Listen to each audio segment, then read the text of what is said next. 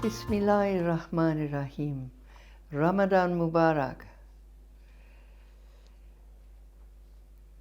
Welcome back to the Healthy Muslim in Ramadan. I want finally to take you from the rich teaching that we've had from the time of the Prophet into the extraordinary development of medicine in the 2 centuries that followed the conquest of the Arab lands.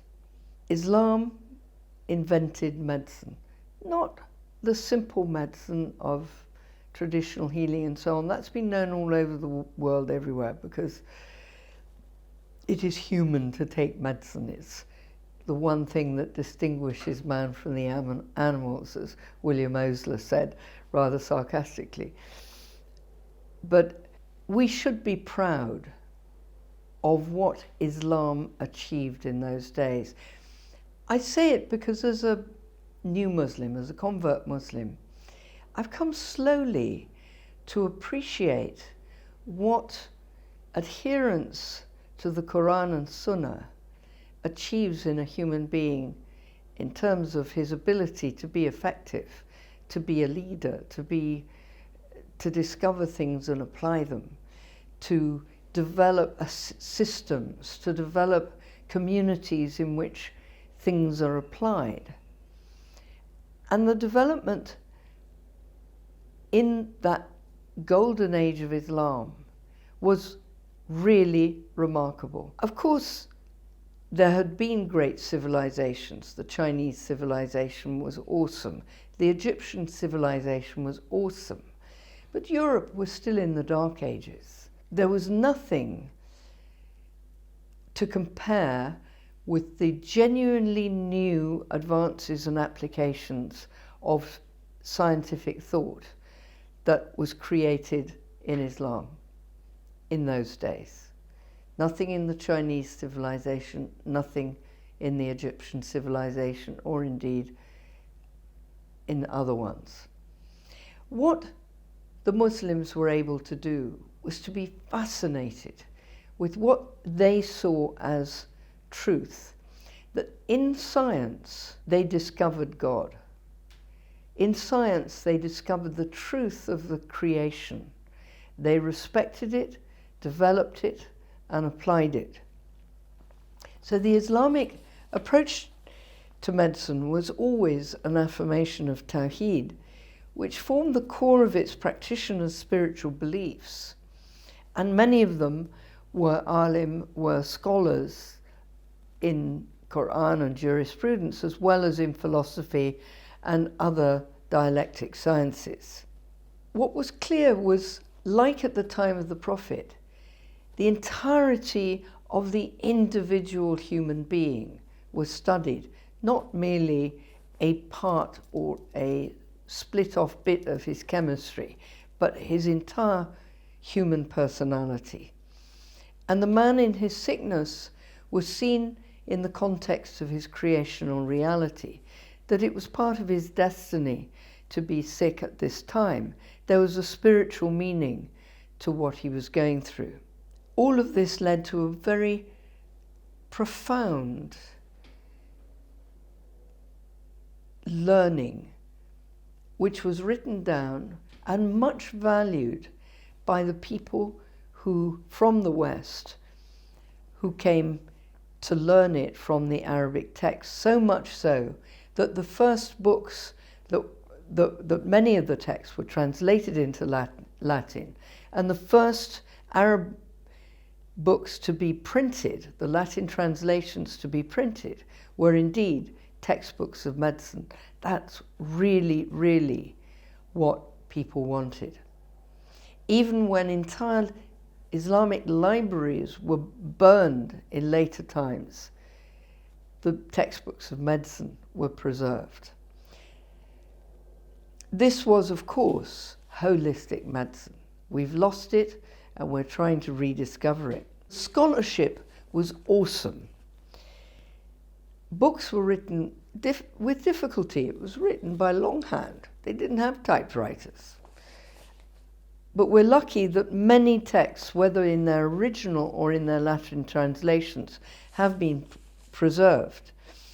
So we've got an idea of who was around at that time. We have Al-Razi, who died in 925, the great Ibn Sina, who I've already spoken about, the father of modern medicine, without doubt, the giant of his time. At-Zarawi, Ibn al-Nafis, Ali ibn Abbas al-Majusi. These were very, very important people, but some of them quite early specialized. Yohanna al-Mustawi, 777 to 857, practiced dissection and regarded the beauty that he discovered in learning the anatomy of the body was a revelation of the wisdom of the divine, and wrote a very important treatise on anatomy, which was, like Gray's Anatomy today, the reference work for surgeons for hundreds and hundreds of years later. His pupil, who was a Christian, Hunayn ibn Ishaq, translated Hippocrates and Galen into Latin and into from the Greek into Latin and into Arabic. So the Arabic physicians who couldn't understand Greek were fully conversant and absorbed all the wisdom of the great Greek scholars. Sadly, the originals of Hippocrates are lost, but the Arabic translations were preserved. Interesting that we have forgotten the great Islamic scholars, but we've remembered Hippocrates and Galen, even though we wouldn't have known about them if the Arabic scholars hadn't translated. Ibn Ishaq was an ophthalmologist. So what? He did the first cataract operation. At a time when England was a collection of peasants in straw huts, they devised these beautiful surgical instruments for a variety of fine procedures and were able to extract a cataract and restore sight. Ibn al-Nafis discovered the circulation of the blood. Now, some of you might wake up at this point and think, hey, you got that wrong. William Harvey discovered the circulation of the blood in England in the 18th century. Actually, he didn't. Ibn al-Nafis was in Damascus in 1288, and an Egyptian student studying in Germany discovered his writings, and very clearly he described properly what we now know as the circulation of the blood, and that was in 1924. And rather reluctantly, a few people are starting to grudgingly admit that at the end of the day, unfortunately, the Muslims got it right. It wasn't just the discoveries. They realized they had to train people, and they organized the first ever medical school in Baghdad in 754 under the Caliph Mansur. This was not just a group of people sitting on the ground under a tree discussing philosophy. This was a proper university where people were doing research, where they were accountable for their ideas, had to justify their opinions, and subject themselves to criticism. The scientific method was beginning. It was no longer my opinion. The way I prepare this medicine is this and mine is better than yours. You had to prove it. And the beginning of real science started in Baghdad. At that time, in this medical school, they also started to have proper pharmacies with apothecaries who were all they did was the study of medicine. These were people who traveled and who brought increasingly new and varied medicines from other countries. In 1248, there was an Arabic herbal, a textbook of herbal, different herbs and different flowers by Ibn al-Baytar, who mentioned 800 herbs. these were used regularly, and the different properties were understood, and whether you had to crush them, whether you had to get the distilled spirit. Because remember, by now, chemistry had started and distillation happened. Once things could be distilled, the essence of a herb could be concentrated in a way that increased its benefit, and just crushing something was not enough. You could get the essence of a large bunch of herbs distilled into a few drops. This transformed our understanding of the strength and power and quality that you had to achieve when you were looking for treatment. Some of the medicines that were used were traditional. Senna and saffron was used at the time of the Prophet, but new ones came in: tamarind, fennel, licorice, distilled rosewater, and gold leaf. Remember, the Islamic community was now wealthy, and man will use money in the service of his health anytime he can. And it's sweet to see that gold leaf was quickly introduced for healing. Whether it was beneficial, I don't know. We don't use it anymore. Please come back after the break. This is fun. Welcome back. I'm glad to be able to sing the praises of the Islamic physicians soon after the time of the Prophet. This was a golden age of science, not just Islamic science, but of science full stop. The Muslims were the kings of the world in terms of their learning and understanding of science and how they applied it. They made inroads into mathematics, astrology, language, and all of these, chemistry, physics, all of these sciences came together in the service of medicine.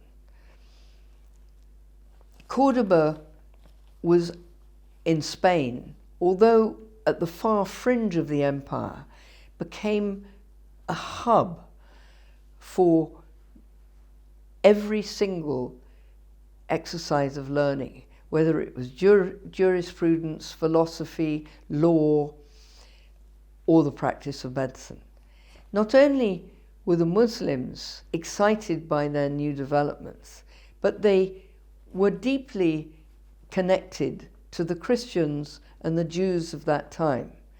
Maimonides was the father of Jewish medicine, and there were strong Christian physicians at the time.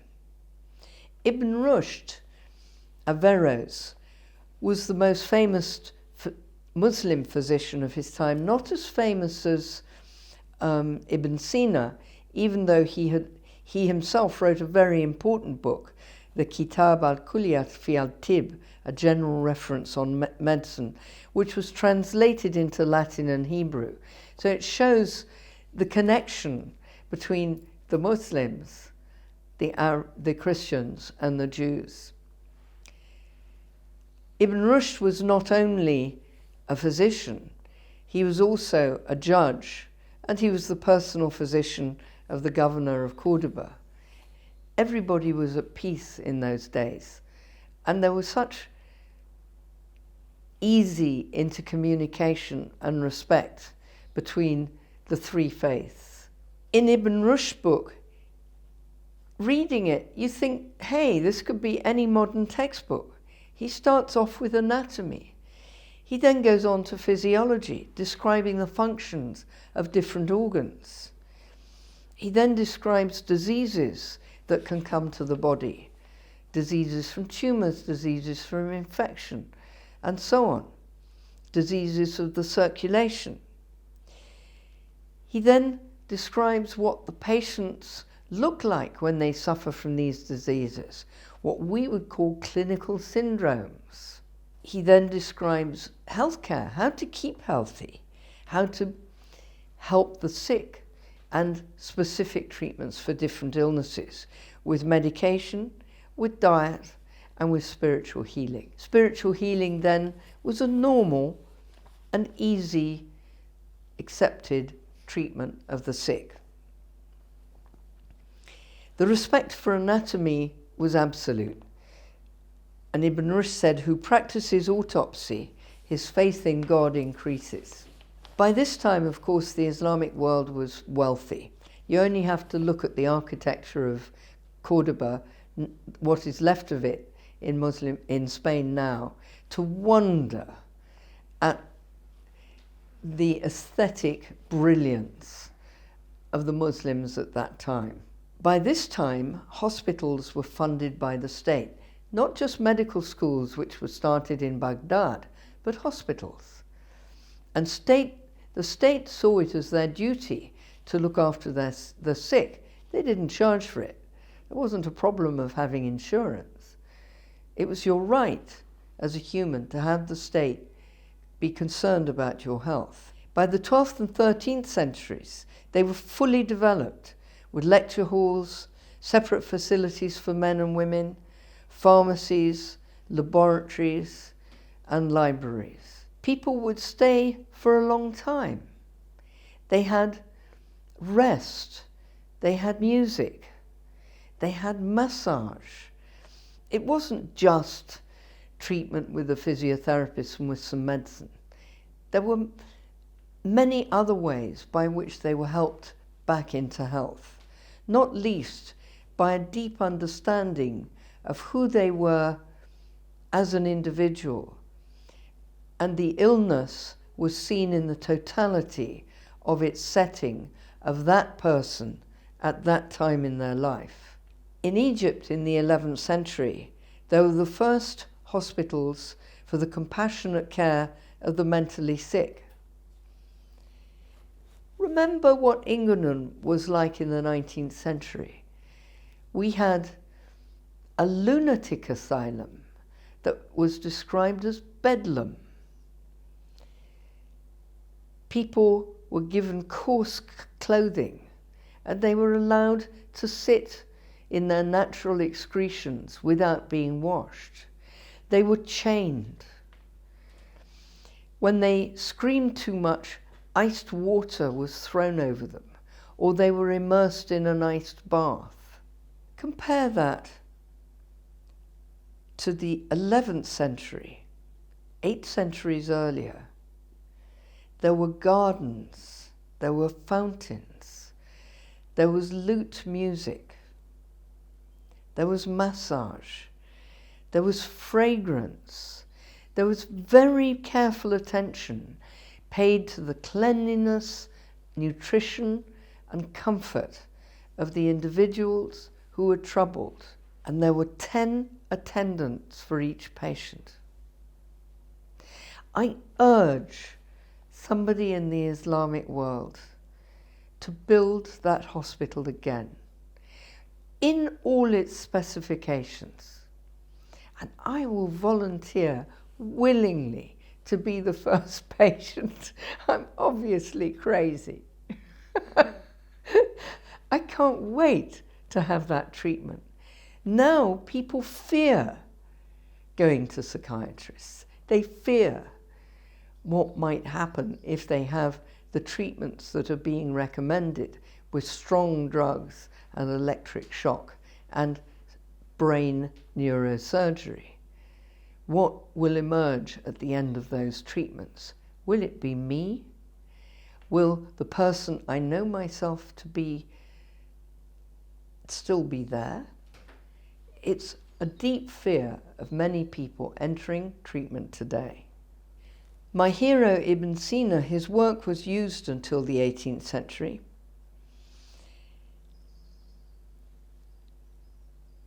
And was quoted even quite late, because he had distinguished between the causes, diagnosis, and treatment of smallpox. This work inspired a 17th century Turkish Muslim who started vaccination. Hello?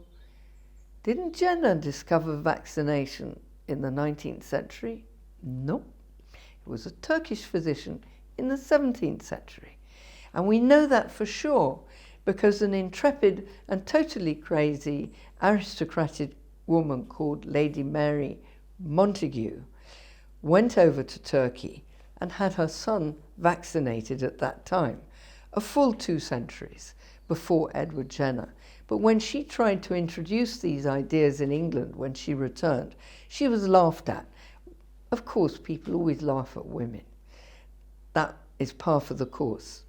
In Baghdad, environmental health and lifestyle was absolutely known to be fundamental to the effective healing of an individual.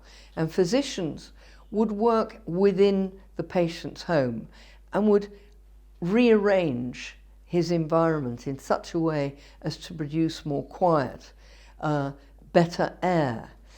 We have, of course, some of the understandings coming from the East, where the direction of healing comes from the East, and these energies and so on are very important. But so is stale air. If you don't breathe fresh air, it's a problem. The bugs, the germs, the bacteria breed in stale air. In 984, Ibn al-Jazan was the first pediatrician. And al-Sahrawi was the first surgeon, using all exquisite instruments which we still have, and a 30-volume medical encyclopedia. I'm not sure about anesthesia though. I wonder how they coped. I'll have to look that one up. Sorry I'm leaving you with a question, but be proud of the golden age of Islam. Please come back for our next program.